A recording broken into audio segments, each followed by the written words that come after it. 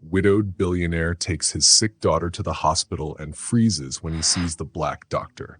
Subscribe and tell us where you're watching us from today.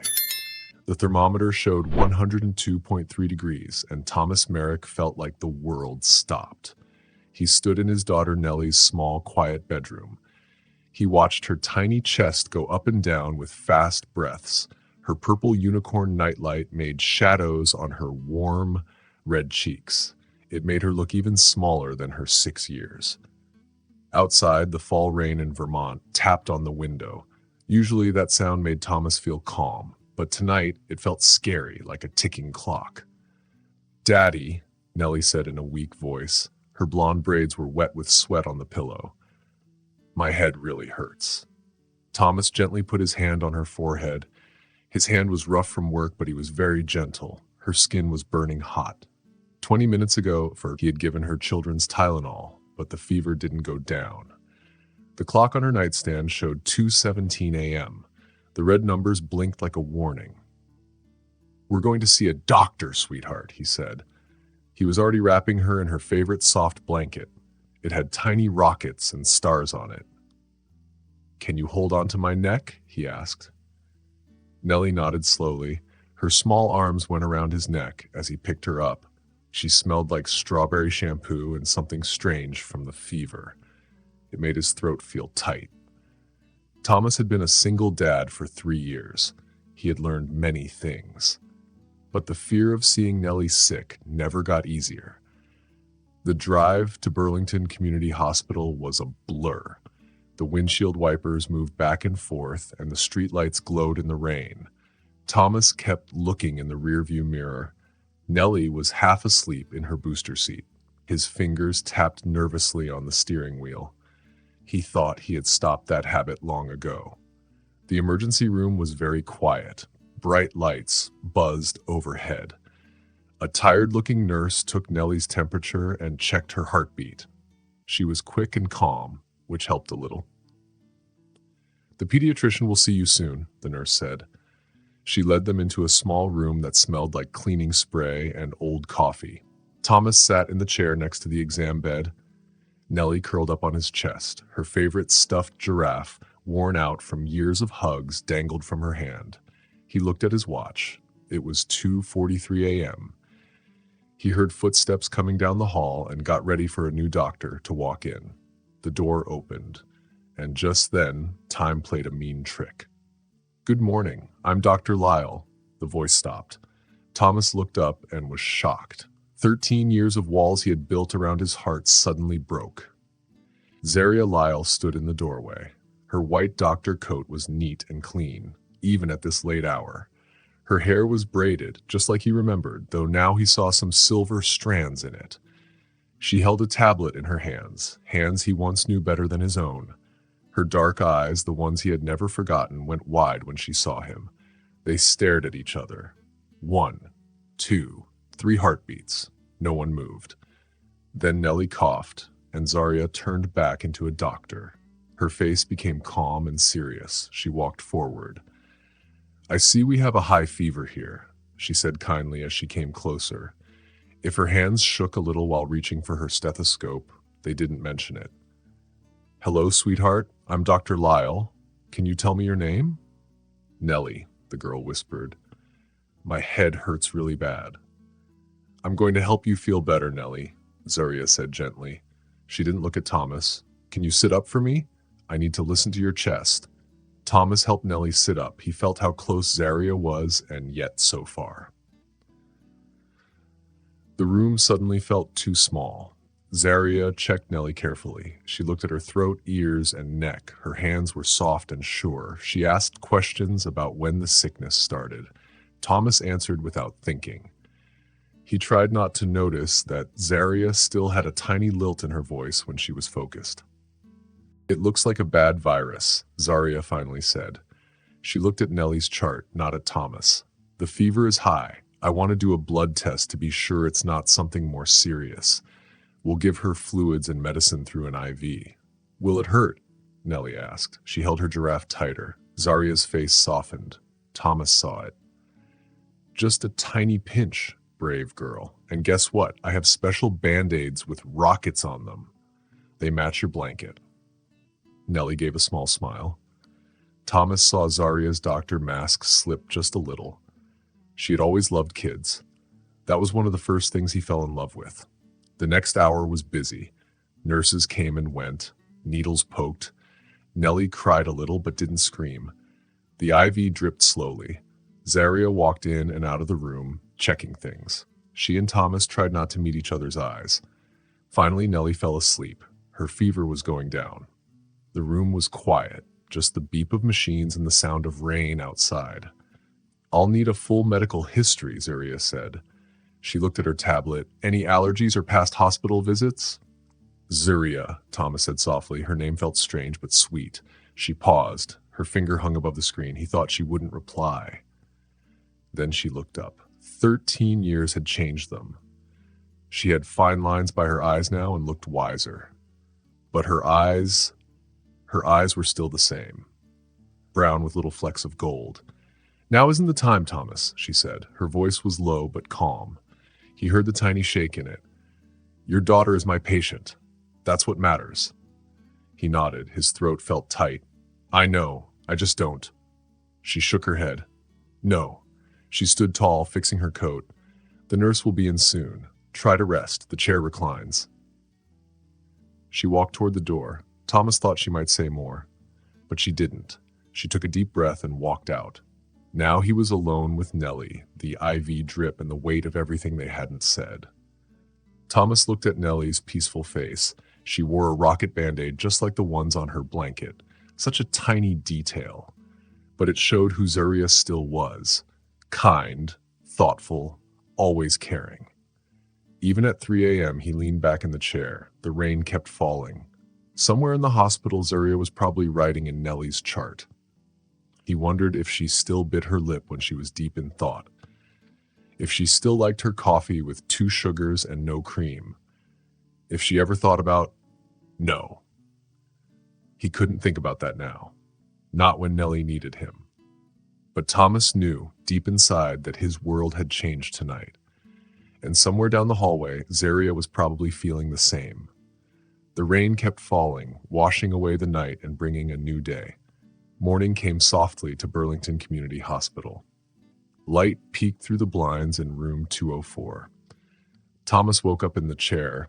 His neck was sore. Nellie was watching him with bright eyes. The sun made a rainbow on the wall, she whispered. She pointed to the rainbow the sunlight made through her IV tube. Her voice was rough but stronger. So it did, sweetheart, Thomas said. He checked his watch, 7:13 a.m. He had fallen asleep after the nurse's last check at 5. How are you feeling? He asked. Still hot, but not as dizzy.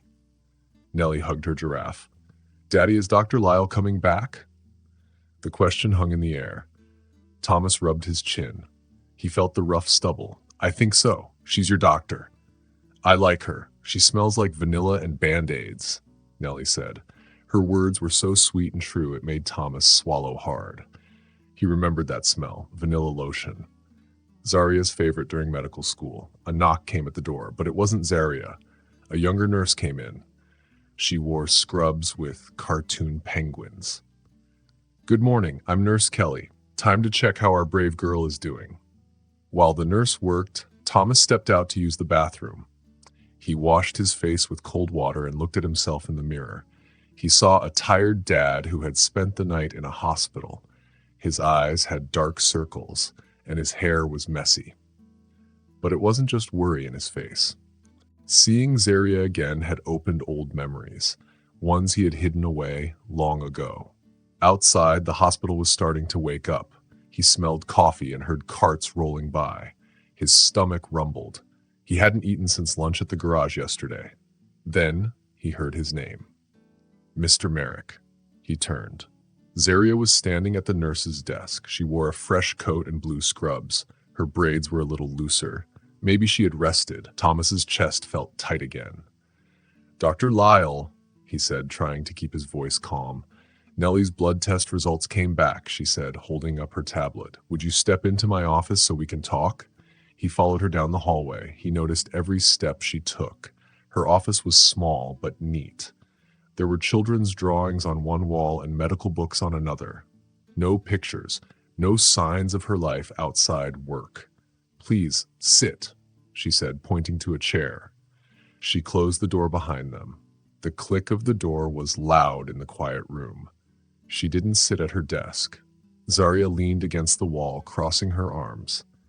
"The good news is, it is not bacterial meningitis," she said. That was the sickness she was most worried about because of Layla's symptoms. But then she stopped, and for a moment she didn't act like a doctor. "Thomas, when was the last time Layla had a full checkup?" she asked. The question was important, not just about medicine.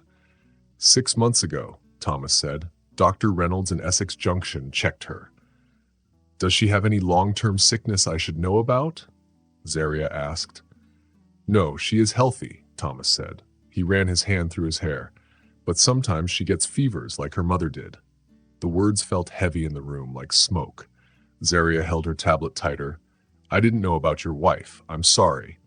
3 years ago, Thomas said quietly. "There was a car accident on Route 15. That weekend, Layla was at my mother's house."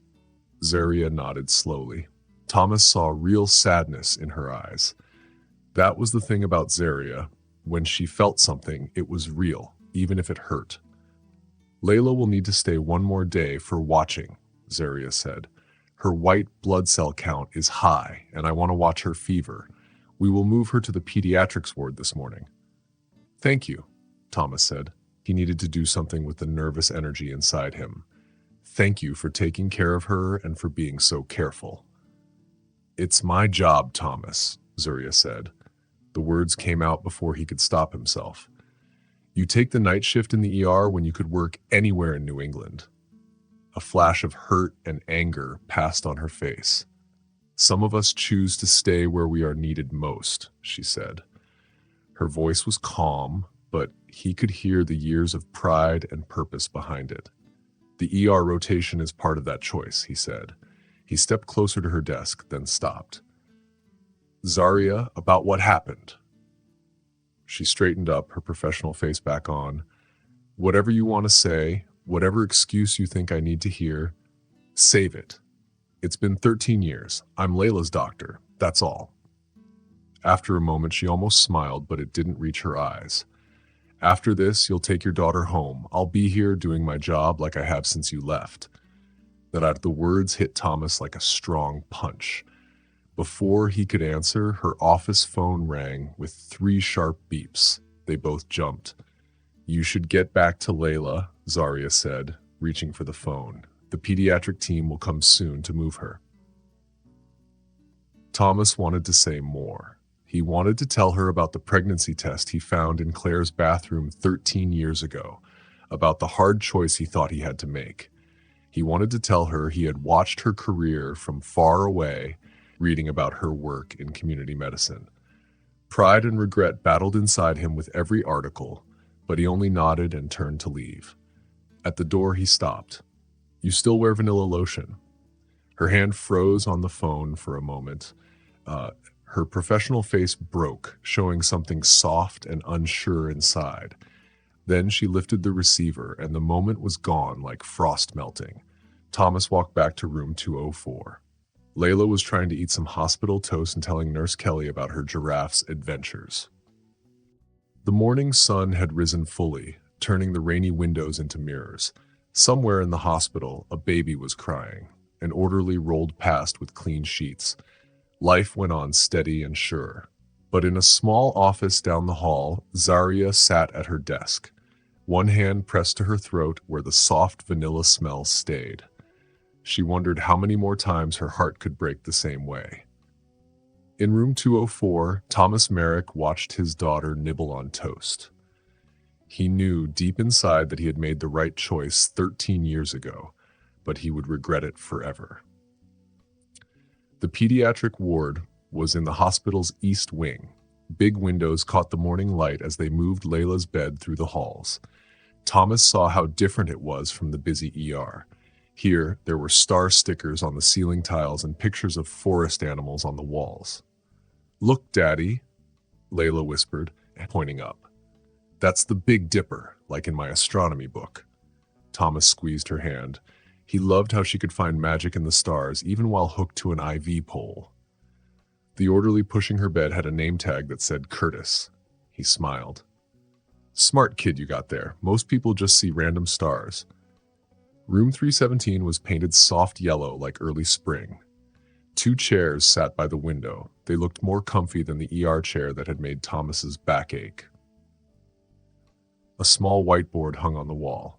Someone had written Layla M in purple marker with tiny stars all around. Those are Dr. Lyle's stars, Curtis said as he helped move Layla to the new bed. She adds them for the kids, says everyone needs their own constellation. Thomas started putting Layla's things on the table. Her giraffe, her rocket blanket, and a small overnight bag his mother had brought earlier. He tried not to think about Zarya drawing stars around his daughter's name. He tried not to remember how she used to draw constellations in the margins of her medical school notes. Daddy, Layla's voice was small. Can you read to me? Thomas took out the book his mother had packed. It was The House at Pooh Corner, worn from years of bedtime reading. Of course, sweetheart. Should we start where we left off? Before he could open the book, there was a knock at the door.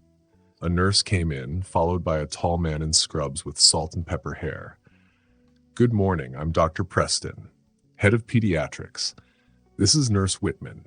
We will be part of Layla's care team. Thomas shook their hands, watching them work carefully as they checked Layla's charts and her vitals. Dr. Preston was kind and made Layla feel comfortable.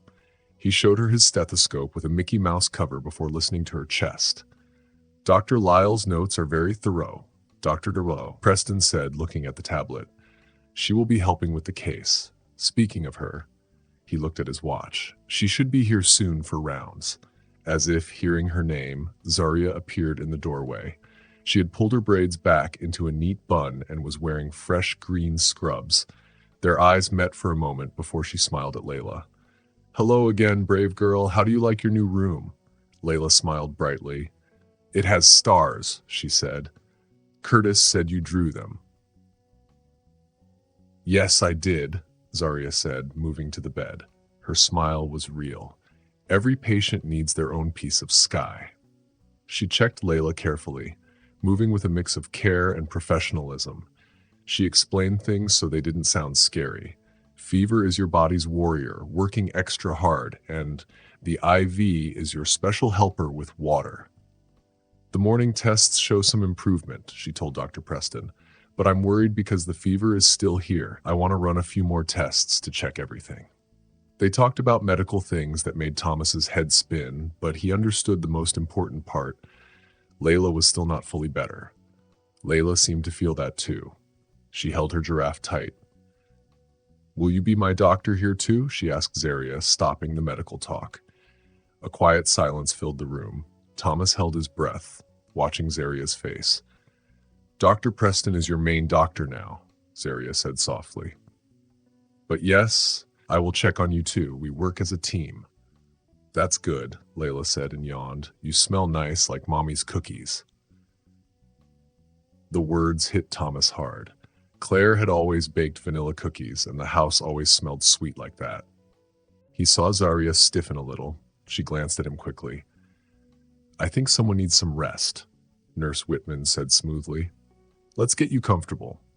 As the medical team got ready to leave, Zarya stayed by Layla's bedside. She adjusted the blanket with gentle hands. Try to sleep, brave girl. I'll check on you later. In the doorway, she stopped. Mr. Merrick, a word. Thomas followed her into the hallway where the morning sun shone through big windows. They stood in a patch of sunlight. For a moment, Thomas noticed how the light made the silver in her braids shine and softened her serious face. She mentioned her mother, Zarya said quietly. Does she remember her well? The question surprised Thomas, not just what she asked, but how much she cared. She was 3 when Claire died, he said. Her memories are more like feelings now. Zarya nodded, clasping her hands tightly.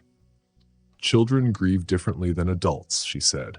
Sometimes it comes out in strange ways, especially when they are sick and feeling weak. She hesitated. If you need help or support groups, her words came out sharper than she wanted. Thank you, of course.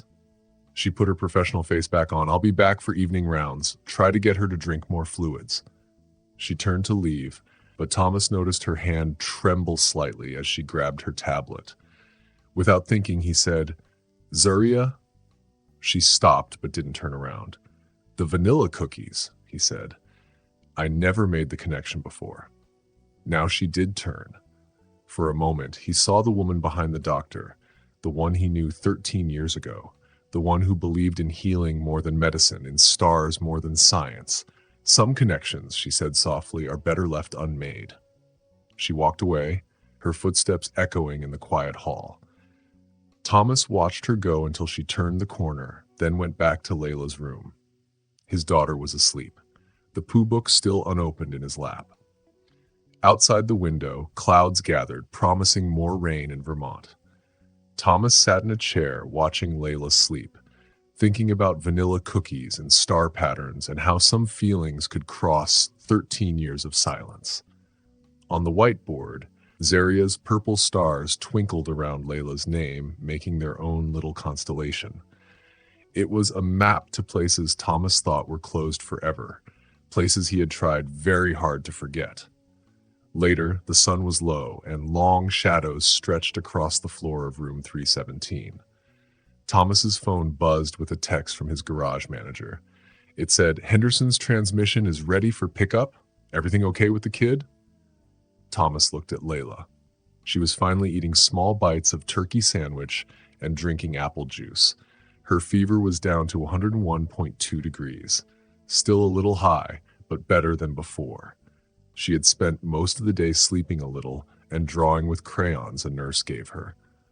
I need to make a quick call, sweetheart, Thomas said, stepping into the hallway. I'll be right outside the door. Reed answered the phone right away. Boss, how is our girl doing? Thomas leaned against the wall and watched nurses hurry by, moving quickly between the rooms. They want to keep her here for another day, Reed said. Thomas listened carefully. What about the Henderson job? Already taken care of, Reed said. I told him his car is ready, but you're dealing with a family emergency. He was okay with it. Reed paused. The shop is running fine, Thomas. Your mom stopped by and helped with the paperwork. She'll take care of Layla. Thomas closed his eyes for a moment, feeling thankful for his small but loyal team. The garage had been his father's special place, and now it helped support not just his family, but 4 other families too. Thanks, Reed. I'll check in tomorrow. Thomas ended the call and turned to see Zuria coming toward him. She held a tablet in her hand. She wore a different white coat now. This one had Pediatric Department embroidered above her name. Their eyes met, and for a moment, neither of them moved. Is work calling? She asked, her voice careful and calm. Just checking on things at the garage, Thomas said. Something flashed on her face. You took over your father's business 5 years ago, she said. Thomas was surprised she knew that. She quickly added, I saw the shop on Monroe Street. It's a small town. It's hard to miss American Sons when I drive by. Before Thomas could say anything, a young nurse hurried up. Dr. Lyle, we need you in room 322. Jimmy's fever is going up again. I'll be right there, Zuria said. I need to check Nellie's latest lab results anyway. Give me 15 minutes, Thomas told her. He watched her follow the nurse down the hall. Even when things were busy, her movements were smooth and sure. Some things had not changed. Back in Nellie's room, she had finished half of her sandwich and was drawing. Thomas recognized her picture. It was the garage, complete with the old red bricks and the faded sign his father had painted many years ago. That's really good, sweetheart, he said, sitting beside her. You got the colors just right.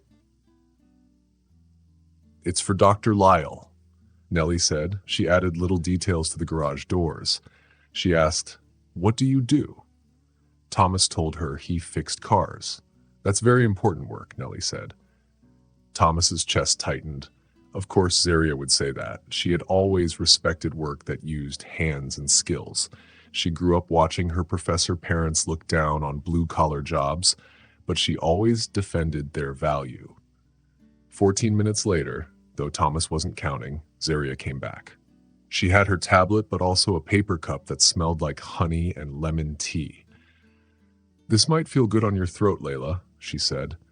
"It's the nurse's special recipe." Layla sipped carefully while Zaria looked at the monitors. The temperatures were better, but not as fast as she wanted. The blood pressure was good. Zaria made notes and then looked at Nellie's drawing. "Is that your daddy's garage?" she asked. Layla nodded and held out the paper. "It's for you. I drew the special red bricks." Thomas watched Zaria take the drawing. He saw how gently she held it. Her fingers traced the little picture of the sign. For a moment, her serious doctor face softened. "This is wonderful, Layla. Thank you," she said, looking closely at the details. "You know, I drive past this garage sometimes. The old sign always makes me think of—" She stopped and glanced at Thomas. "It's a landmark in town," Layla said. "Daddy lets me draw with chalk in the empty garage bay when it rains. Sometimes Reed gives me sugar packets from his coffee for my tea parties," Nellie added. "Reed still works there?" Zaria asked, surprised. He never left. Thomas looked at Zaria. "Some people stick with what they believe in." The words hung between them. Zaria's fingers tightened on the drawing, making small creases. She quickly smoothed it out. "Speaking of belief," she said, her voice light, "I think it's time for your evening medicine, Layla. Then maybe your daddy could read you some more of that book I saw earlier." "Pooh Bear," Nellie brightened. "We're at the part where they're looking for Eeyore's tail." "Ah, a classic mission." Zaria smiled, but Thomas saw the tiredness around her eyes. "I'll have Nurse Whitman bring your medicine. Try to finish that tea, brave girl. It'll help you sleep," Zaria said. She turned to leave, still holding Nellie's drawing. At the door, she paused and called to Thomas. A word in the hallway. The evening nurses were arriving, bringing a different busy feeling to the ward. Zaria took Thomas to a small consultation room and closed the door behind them, shutting out the hospital noise. "Her fever pattern worries me," she said, serious now. "I want to run one more set of tests tomorrow morning. We need to check for any hidden problems." Thomas nodded. "Whatever she needs." Zaria looked at the drawing in her hand. "Oh, I should give this back." "Keep it," Thomas said, surprised. She smiled. "She made it for you." Their fingers brushed when she handed back the paper. Thomas felt the same little shock he always did when she touched him. 13 years had passed, but it hadn't changed. "I should check on Jimmy in 322, Zaria said softly. "Try to get some rest, Thomas. There's a fold-out cot in Layla's room. It's better than these chairs." She left him in the quiet room. The smell of vanilla was in the air. Outside the window, the sun was setting behind Burlington's small skyline, coloring the clouds pink and orange. When Thomas went back to room 317, Nellie was already sleepy from her medicine. Pooh Bear waited quietly on her lap. "Daddy, do you think Dr. Lyle will hang my drawing in her office, like my pictures at home?" Nellie asked. Thomas thought of Zaria's office wall, covered with children's drawings. He thought of how carefully she held Nellie's drawing, how her fingers traced the garage sign. "I think she'll find the perfect spot for it, sweetheart." Later that night, after Nellie had fallen asleep, listening to stories from the 100-acre wood, Thomas stood by the window. He watched Burlington's lights twinkle like stars on the ground. Somewhere in the hospital, a doctor was probably looking at a crayon drawing of a garage and thinking about summer evenings spent on a worn wooden bench outside that same building. They shared dreams that had once felt so possible. In her sleep, Nellie smiled, maybe dreaming of honeypots and lost tales. She did not know that her simple gift had opened another part of her father's heart that he had kept hidden. Morning rounds brought bad news. Thomas stood beside Nellie's bed. His hand rested gently on her shoulder as Dr. Preston gave the update. The latest blood tests show high signs of inflammation, he said, showing charts on his tablet. Dr. Lyle's worries were right. There is something we are missing. Nellie was sleeping but restless. Her cheeks were red and hot even with medicine. The nurse had braided her hair into 2 neat braids to keep it off her neck. She looked even smaller against the hospital pillows. "What's the next step?" Thomas asked, trying to keep his voice calm even though he was scared inside. "We wanted to do an MRI," Dr. Preston said gently but firmly. Dr. Lyle said it might help find the inflammation. She would be here soon to explain what the MRI is. Just then, Zaria appeared in the doorway. She looked tired. Her usually sharp, clean look was softer now. Thomas wondered if she had even gone home last night. "I hear my patients are being stubborn," she said as she came to Nellie's bedside. Nellie blinked, waking up slowly. "Dr. Lyle?" she said, her voice scratchy. "I don't feel good." "I know, brave girl," Zaria said, pressing her hand gently on Nellie's forehead. The touch was so motherly it made Thomas's heart ache. "That's why we're going to take special pictures of you today. It will be like going on an adventure into space with a big machine that looks like a spaceship." Nellie's eyes got wide. "A real spaceship?" she asked. "It makes sounds like one," Zaria smiled, but Thomas saw worry in her eyes. "We'll even give you special headphones to wear like an astronaut." After Dr. Preston left, Zaria stayed to explain the MRI to Thomas. Her voice was professional, but he noticed she kept one hand near Nellie, giving silent comfort. "The MRI will take about 40 minutes, she said. "One of us will watch her the whole time. It's scheduled soon." She checked her watch, a simple silver one he remembered giving her as a gift when she finished medical school. His throat tightened when he saw she still wore it. "Nothing to eat or drink until then," she said. Thomas knew it was hard, but Nellie's throat hurt. Nellie whimpered, interrupting them. Zaria quickly reached for a cool cloth and gently dabbed Nellie's face and neck. "I know, sweetheart. After the pictures, we'll get you something cold to drink. Maybe some of that purple popsicle I saw in the nurse's freezer." Thomas watched them and was touched by how natural they looked together. Zaria had always been good with children, which was why she became a pediatrician. But this was different. This was his daughter. That made everything better and also much harder. "I should call my mother," Thomas said, needing a moment. "Update her," Zaria said, still focused on Nellie. "Use the consultation room down the hall. It's more private." The room was quiet, with morning sun shining in through the window. Thomas took out his phone but didn't call right away. He leaned against the wall and closed his eyes. A soft knock made him turn. Zaria stood in the doorway, looking unsure. "Sorry, I thought you'd want to know," she said. "Nellie is asking for her mother's photo, the one in your wallet." The request hit Thomas like a hard blow. Nellie hardly ever asked to see Claire's picture anymore. She must be very scared. "It's normal," Zaria said, stepping in and closing the door. "Children often want memories when they feel scared, even if they don't know if the memories are real." Thomas carefully pulled out his wallet and took out the worn photo. Claire was smiling at them, forever frozen in a happy summer moment. She sat on their porch swing, laughing at something off camera.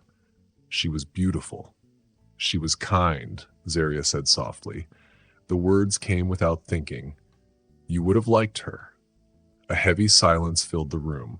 Finally, Zaria spoke again. "I've treated hundreds of children, Thomas, but watching your daughter fight this fever." She stopped, pressing her fingers to her throat, an old nervous habit Thomas remembered well.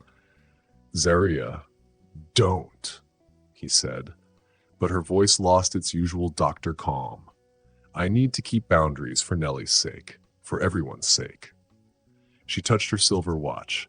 "It's a good watch. It was your graduation gift. Now it's just a watch," she said, tracing its face gently. "Like that garage is just a building, and vanilla is just a scent, and all those stars we used to see." She stopped suddenly.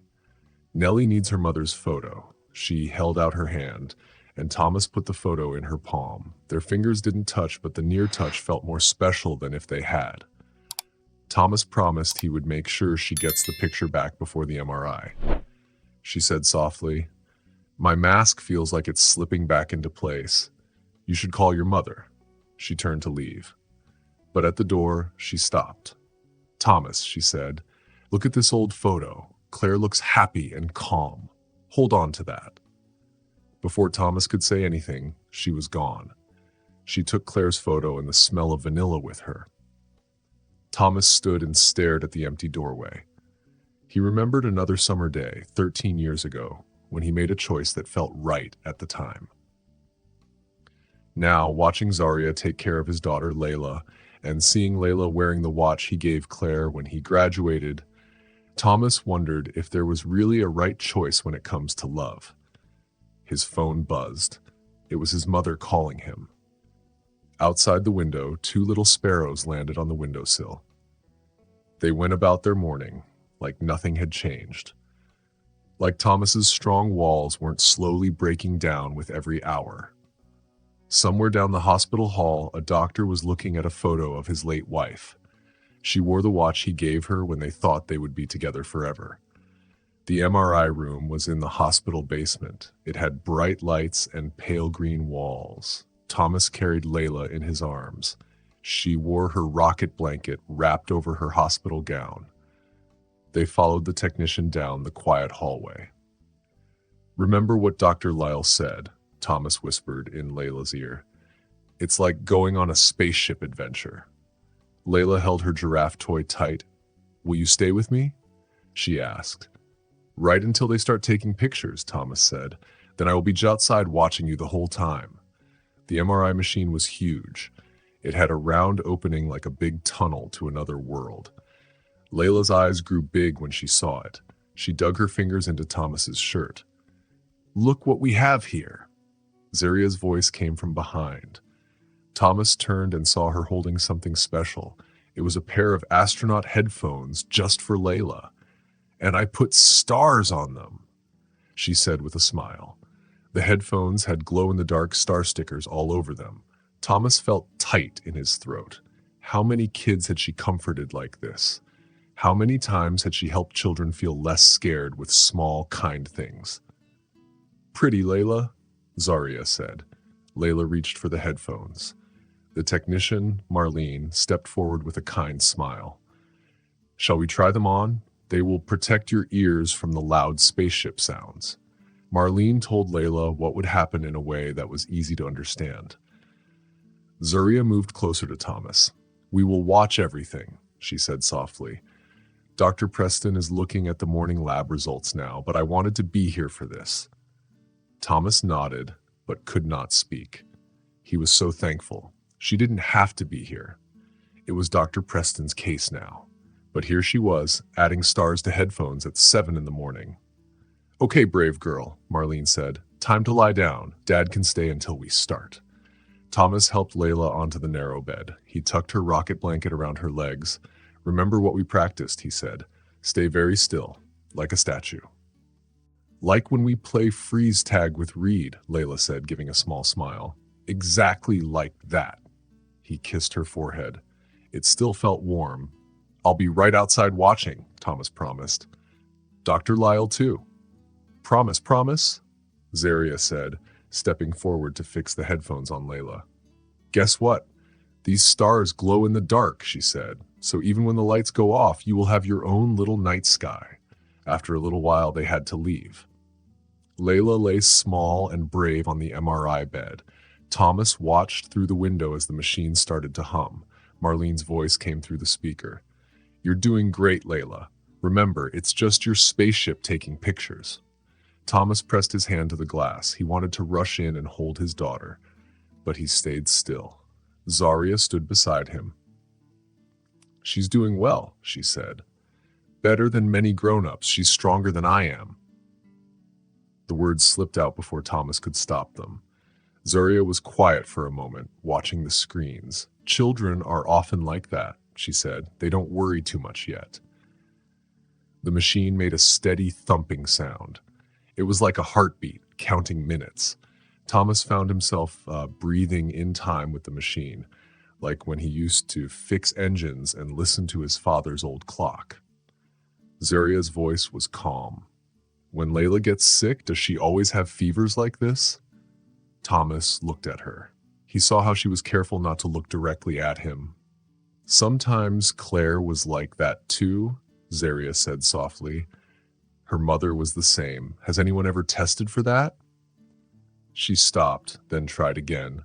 Some fever patterns can be passed down in families. Thomas thought about the doctors they saw after Claire died. He said quietly, they all said Layla was healthy, just more sensitive to infections like her mother. Zaria nodded and made notes on her tablet. In the MRI room, Marlene praised Layla for staying still. Only 10 more minutes, she said. Thomas asked, did you keep track of us? Zaria looked at him, her professional mask slipping a little. This is Burlington, she said softly. I work with children here. Word gets around. Thomas pressed for more answers, but Marlene's voice came through the speaker. Dr. Lyle, you might want to see this, Marlene said. They both turned to the screen. Ghostly pictures of Layla's insides appeared in black and white. Zaria stepped closer and pointed to something Thomas couldn't understand. There, she whispered. Send that part to Dr. Preston right away. Thomas's heart beat fast. What is it? He asked. Maybe nothing, Zaria said, but her voice was serious. Thomas knew that tone from when they studied medicine together, when she stayed up late working on hard cases. Let's finish the scan, she said, then we will talk. The last few minutes felt very long. The machine kept humming and Marlene kept encouraging Layla. Finally, the bed slid out. Layla was back. Thomas rushed to her. She blinked up at him, brave but tired and so small. Did I do good? She asked. The best, sweetheart, Thomas said, kissing her temple. He smelled her hair mixed with the hospital smells. The stars really glowed, Layla whispered on his neck, just like Dr. Lyle said. Thomas looked up. Zaria was watching them. Her face was hard to read. She still held her tablet tightly. Thomas, she said softly when Layla was settled in her room, we need to talk. Her words hung in the air like smoke, heavy with meaning. The consultation room felt smaller in the daylight. Thomas sat in a soft chair, his hands clasped tight between his knees. Dr. Preston showed pictures on the screen. Zaria stood by the window. Her reflection looked like a ghost in the bright light. The MRI showed swelling in some lymph nodes. Dr. Preston explained the parts Thomas didn't understand, but that doctors knew well. Combined with Layla's fever pattern and family history, he said, it's not cancer. Zaria's voice was strong. She knew Thomas's fear before he said it, but it is something we need to fix, she added. She walked to the screen again. Thomas, have you ever heard of FAPA syndrome? Thomas shook his head. Zaria traced patterns on her tablet. Periodic fever, aphthostomatitis, pharyngitis, and adenitis, she said slowly and clearly. It's a fever that comes again and again. It's genetic, but not dangerous if we manage it well. The symptoms matched what Thomas told her about Claire and what they saw in Layla.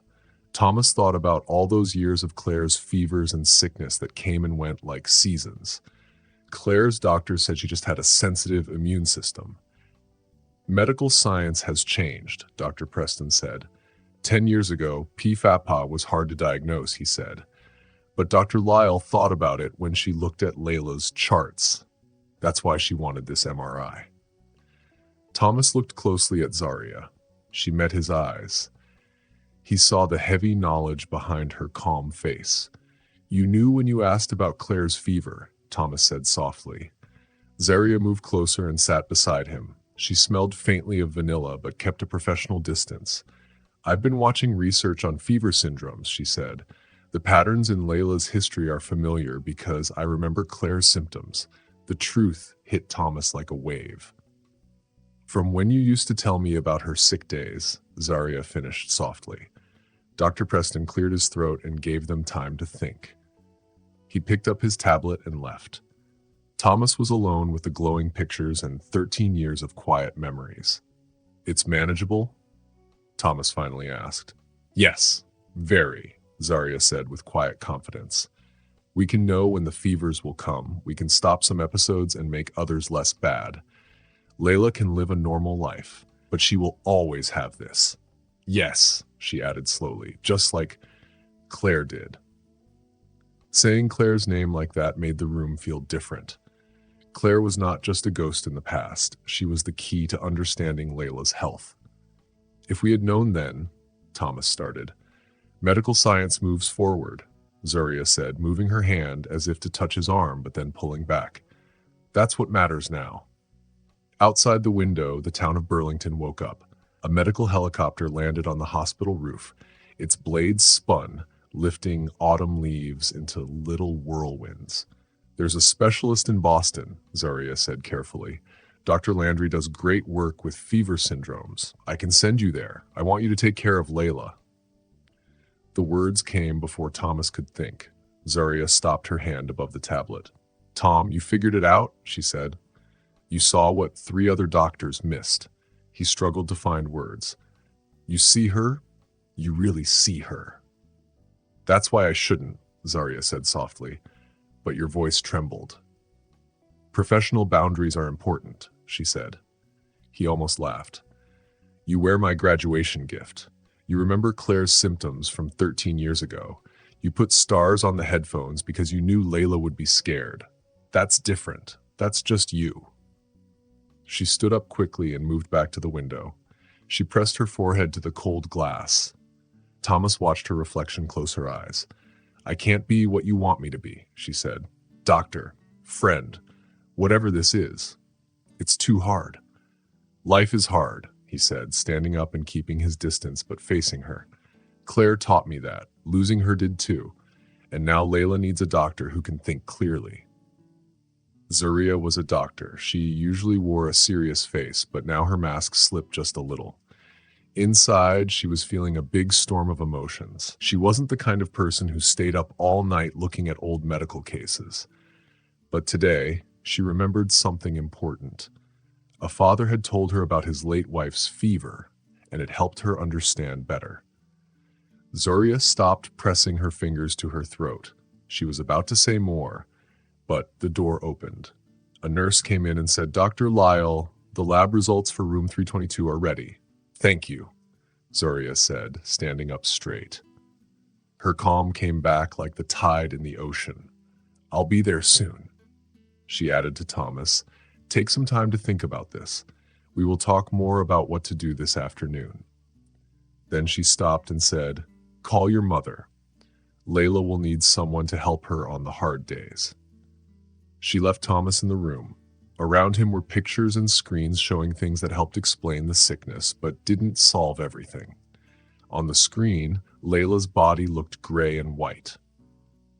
It was like a map of her sickness that had been hiding for years. Thomas watched Zarya walk down the hall. He thought about how she had not finished her sentence earlier. The words were left hanging between them like stars waiting to be connected. Outside, a helicopter took off. Its shadow moved across the room. Thomas watched it fly up into the sky. It was going to help someone else at a different hospital. But here, in this quiet room, Thomas's whole world was changing again. This time, it didn't feel like the end. It felt like a new beginning. It was complicated, messy, and real, just like the best kinds of healing. Evening came to Burlington Community Hospital like a soft blanket. It made the hard day feel quieter. In room 317, Layla was sleeping peacefully for the first time in many days. Her fever was finally going down because of the new medicine. Thomas sat by the window and watched the city lights turn on one by one. His mother, Margaret Merrick, was sitting next to him, knitting quietly. Just like Claire, Margaret said softly, clicking her knitting needles. All those years, and now we finally know why. Thomas nodded. He remembered how his mother came quickly when he called her. Her silver hair was neat, even though she was rushing. She always carried her knitting bag and lots of wisdom from many years. She listened calmly to the news, just like she had at Claire's funeral and during many family troubles. Did you tell Reed? she asked, adding more stitches to the small sweater she was making. Thomas said, "He knows. He's handling everything." Margaret smiled and said, "That boy really looks up to you." Her knitting never stopped, just like Thomas had stayed strong for his father. Suddenly, there was a knock at the door. Zaria stood there. She wasn't wearing her white coat anymore, but a soft gray sweater. She looked more like the woman Thomas remembered from 13 years ago, not just a busy doctor. "Evening rounds," Zaria said quietly, looking at Layla sleeping. "Mrs. Merrick, it's been a long time," Zaria said with a smile. Margaret smiled back warmly and said, "Zaria Leal, still saving children and working late. I see." Zaria's face showed a flicker of surprise. Maybe she was happy to be remembered so easily. "Some things never change," Margaret said quietly, looking between Zaria and Thomas. Thomas watched as Zaria checked Layla's heartbeat and temperature carefully. Even in her sleep, Layla turned her head slightly when Zaria touched her, as if she felt safe. Her fever was down to 99.8, Zaria said, changing the medicine drip. "The new medicine is working," Margaret said softly. Zaria stopped moving for a moment and said, "I just connected the dots somehow. You always did." Margaret picked up her knitting bag and said to Thomas, "I should go home. There's mass tomorrow and these old bones need rest." She smiled at Zaria. "It's good to see you, dear. The hospital is lucky to have you." After Margaret left, the room felt very quiet. Zaria checked the window latch. It wasn't needed, but Thomas knew it was her way of keeping busy when she was nervous. "Your mother is still beautiful," she said at last. "I remember how she used to bring soup to the garage on cold days." She asked about Thomas, and the words came out before he could stop them. After everything, she still cared. Zaria turned from the window, her shape outlined by the city lights. "I ran into her once about a year ago at the farmer's market. She hugged me like nothing had changed, but everything had changed." Thomas wanted to move, but stayed still. "Some things don't change," Zaria said quietly, but her voice sounded unsure. "We've been through this before," she said. "I remember all the times we didn't talk, all the distance between us, all the sentences we never finished." She pressed her fingers to her throat, a gesture Thomas knew well, and it made his chest hurt. "What do you want me to say, Thomas?" she asked. "That I recognized Claire's sickness because I memorized every word you told me about her? That I asked to be Layla's doctor because I couldn't bear another doctor missing something important?" A small noise came from the bed. Layla moved and mumbled something about stars, then went back to sleep. Zaria gently smoothed the blanket over Layla. "She has Claire's smile," she said softly. "Did you know? I saw it in the photo, but it's clearer when she's awake. One side of her mouth lifts first." "Zaria, I should go," Thomas said. She stood up, putting her doctor face back on like armor. "Dr. Landry in Boston is expecting your call tomorrow," Zaria said. "She will send her office number." "You are really stepping away from the case. It's the right thing to do, like last time." The words hung between them like cold frost. Zaria took a deep breath. Thomas thought she might finally say all the things they left unsaid 13 years ago, but she just walked to the door slowly, careful with every step. At the door, she paused. "Your mother," she said softly, "told me once that love isn't always about timing. Sometimes it's about waiting for the stars to line up." She looked back at Layla sleeping. "She's a special child, Thomas. She deserves a doctor who can see her case clearly without any complications." Thomas asked quietly, "And what do I deserve?" Zaria's hand tightened on the door handle. Thomas saw her reflection in the window, like a ghost of what could have been. "Peace," she whispered. "You deserve peace." She slipped out before he could say anything, leaving behind the smell of vanilla and many words left unsaid. Thomas went back to the window seat, looking at the city lights. His eyes were tired and burning, and he felt something else he didn't understand yet. Layla sighed in her sleep and reached for her giraffe toy. The way she moved was just like Claire when she was asleep. Thomas's throat tightened, but it was Zuria's words he remembered most. Love isn't always about timing. Outside, Burlington was quiet for the night. Somewhere in the hospital, a doctor in a gray sweater was probably updating charts, fighting the urge to check on room 317 one more time. And somewhere in the city, Margaret Merrick's knitting needles clicked softly, making patterns as strong and gentle as the hearts she had seen grow, break, and heal.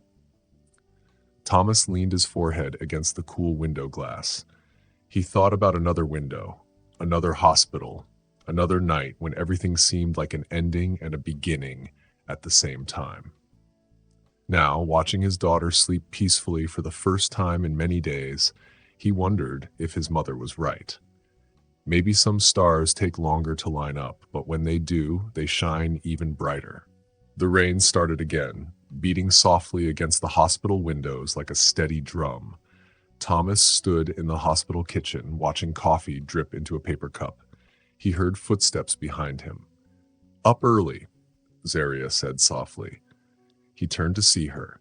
She wore her white coat again, but something was different. Her braids were wet from the rain. Dark circles under her eyes showed she hadn't slept. She looked tired. "Layla had a rough night," Thomas said, pouring 2 sugars into her coffee. "No cream." It was a small thing, but Zaria knew him well. Her fingers pressed against her throat, that sign he knew so well. "You remember," she said quietly. "I remember everything," Thomas said. She smiled a little. 72-hour shifts will do that." They stood quietly as rain made patterns on the window. Finally, Zaria said, "Dr. Landry can see Layla next week.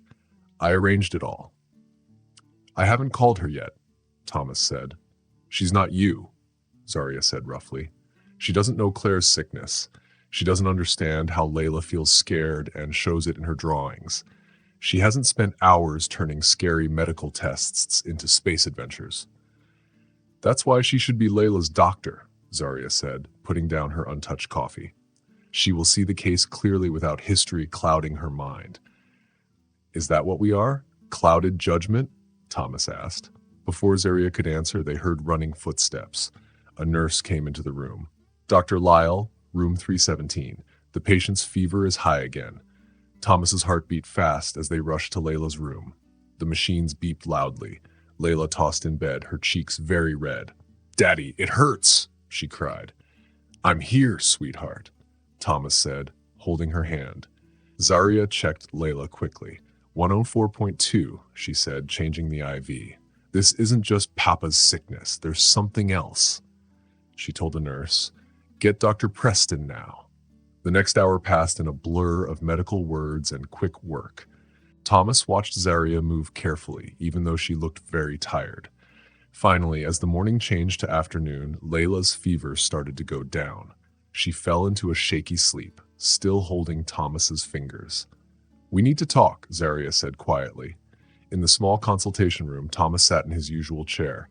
Zaria paced near the window. "The PI-FAPA diagnosis was right," she said carefully. "But there is a second infection making things worse. I should have seen it earlier, should have looked more carefully." "Stop," Thomas said, catching her as she paced. "You're tired. When was the last time you slept?" Zaria pulled away, but Thomas saw her shaking. "That's not important," she said. "It is when you're treating my daughter." "I'm not treating her anymore. Dr. Preston and Dr. Landry are helping. I'm stepping back." The words were bitter, like the last time she ran away. Zaria stopped moving. Outside, the rain hit the window like fast fingers. "That's not fair," she whispered. "None of this is fair." "It wasn't fair 13 years ago when I found out Claire was pregnant and I ran away from the best thing in my life. It wasn't fair when Claire died and left me to raise our daughter alone. And it's not fair now, watching you fight sleep and guilt because you care too much to leave, but you are too scared to stay."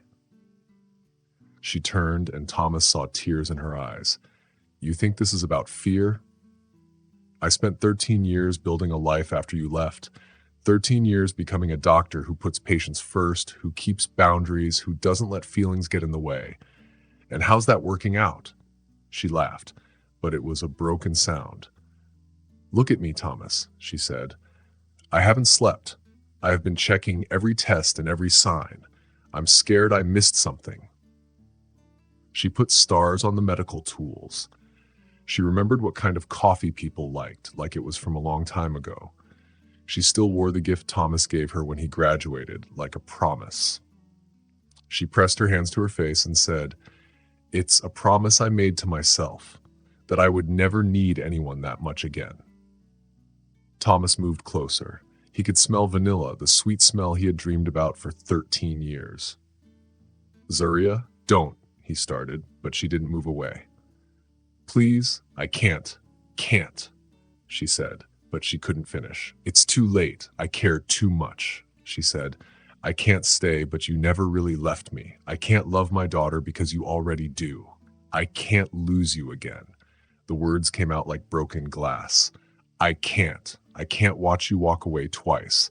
The rain made the room quiet. It washed the windows like tears. Somewhere in the hospital, machines beeped and phones rang. Life went on. But in this room, time stopped. Thomas reached out and gently touched her cheek. "I'm not going anywhere," he said. Zaria leaned into his touch for a moment, then straightened. "Layla needs you," she said. He let his hand drop, but kept looking at her. "She needs you. I need..." He stopped and swallowed hard. "I need you to stop pretending that being professional will fix broken hearts." Before she could say anything, someone knocked on the door. They both jumped. Dr. Preston stood there with a serious face. "The new test results are back," he said. "You both should see this." Zaria stepped back from Thomas. She put her doctor mask back on, but her hands were shaking as she reached for her tablet. When their fingers touched while they followed Dr. Preston out, neither pulled away. Outside, the rain kept falling. It washed away the old leaves and old fears. It made space for the new truth in the test results. Inside, where the doctor's distance gave way to heart feelings, the world was just the soft beep of machines and the gentle sound of medical tools. Thomas sat next to Layla's bed, holding her small hand. Nurses moved quickly around them, following Dr. Preston's quiet orders. Outside, the rain had slowed to a light mist. It made the city lights look like blurry watercolors against the sky. "Strep infection," Dr. Preston explained, pointing to the test papers. "This was hidden by the PFA symptoms. That's why we missed it at first." The illness caused a chain reaction in Layla's body. Watching the antibiotics drip slowly into Layla's IV, Thomas felt the heavy weight of the last 4 days sink into his bones. Layla slept quietly. Her fever was going down.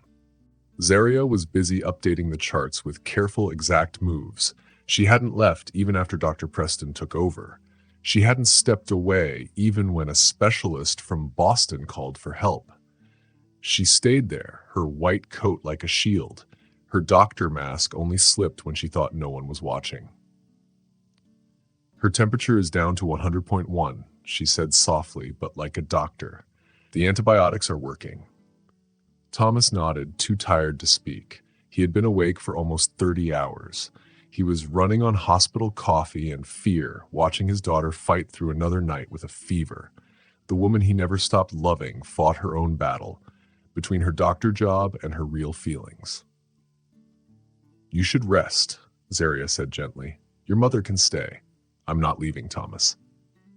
She put down her tablet. For the first time in hours, Thomas saw her not just as a doctor, but as the woman under the coat. "You can't help her if you fall apart," he said. "When was the last time you really slept?" She touched her watch, and his watch, without meaning to. "That's not important," she said. "Everything is important now, isn't it? The watch, the vanilla smell, how you remember Claire's fevers from 13 years ago because you memorized every word I said about her." "Don't," she whispered. "We are past being just professionals. We are past pretending this is just a normal case."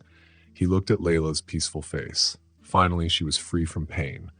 "You found what other doctors missed because you cared, because you remembered talks from 13 years ago, because you never really let go.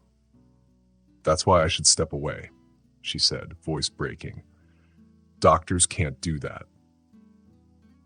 Layla, a small voice interrupted. Is Dr. Lyle leaving?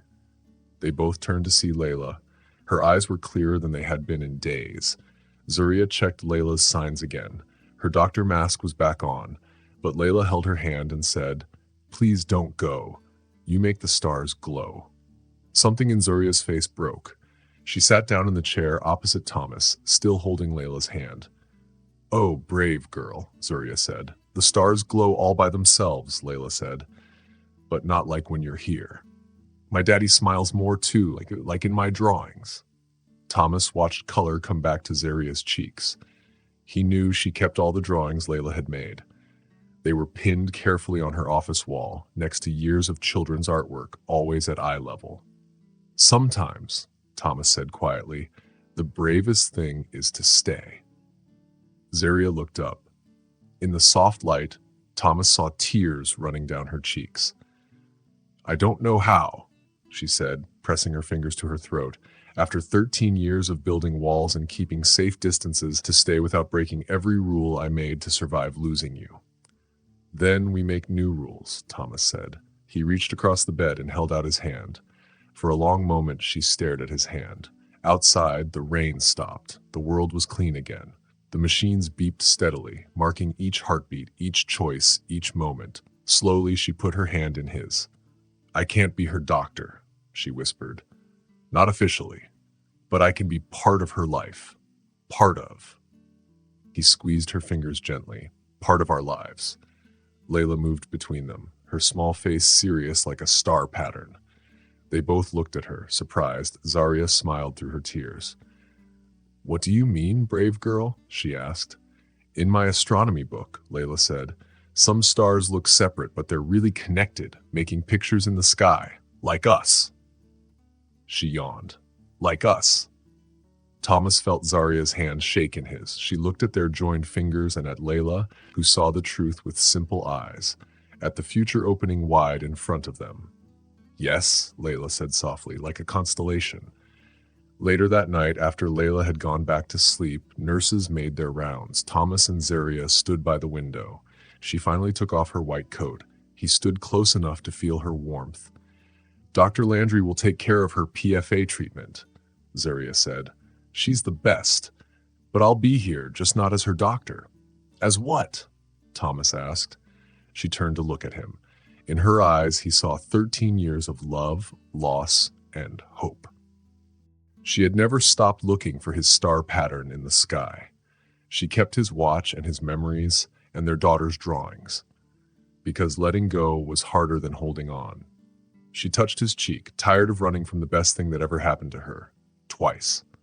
Thomas leaned into her touch. He felt years of guilt and sadness start to fade. "We'll have to take it slow. Layla is very wise for her age." Zaria smiled. "Anne deserves all the stars we can give her." Outside, Burlington's lights twinkled like stars on the earth. In her bed, Layla slept peacefully. Her fever was gone. The machines marked the steady beat of healing.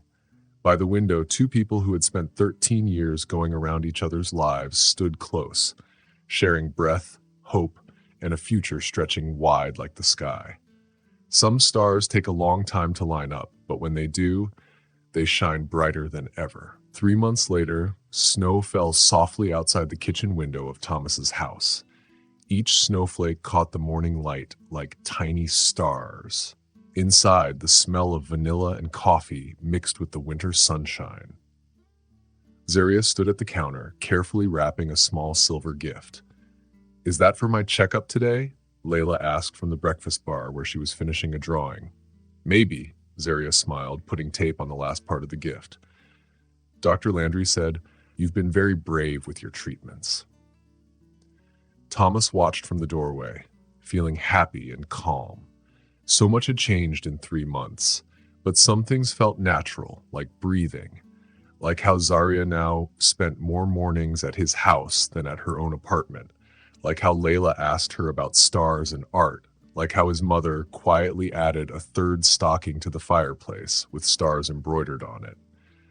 "The fever is coming," Layla said, not looking up from her drawing. "I can feel it." Zaria moved to feel her forehead. Not as a doctor now, but as someone who knows every pattern of Layla's sickness. 3 more days, Layla said. Do you want me to call Dr. Landry? No, we know what to do, Zaria said. Layla added a star to her picture. And you'll be here. The calm confidence in her voice made Thomas's throat feel tight. They had found a rhythm with Layla's PFA fever cycles. The fevers, the medicine, the quiet days to get better. Doctor Landry was in charge from Boston, but Zaria held Layla through the worst nights. She knew exactly when the fever would come. She kept a special journal, not as a doctor, but as family, ready to help. Thomas finally stepped into the kitchen. He kissed Layla on the head and poured coffee for Zaria. Thank you, he said softly, for not giving up, for staying, for being the star I thought I lost. Zaria looked out the window where the snowflakes fell like magic. Some stars are hidden behind clouds for a while, she said, but they never stop shining. Thomas smiled. They had been through a storm, but the stars were shining now, and this time they would shine together. Thanks for watching. If you liked the story, don't forget to subscribe, like, and share your thoughts in the comments. Check out our other videos too. See you in the next one.